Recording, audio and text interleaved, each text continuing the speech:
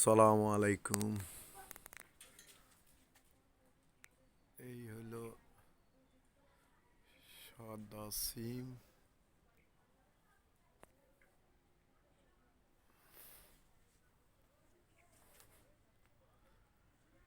এই সিমটা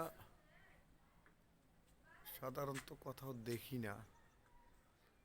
এই যে শুধু ছোটবেলার থেকে দেখছি, চাষি শুধু এই সিমটা কোথায় থেকে যেন লাগায়।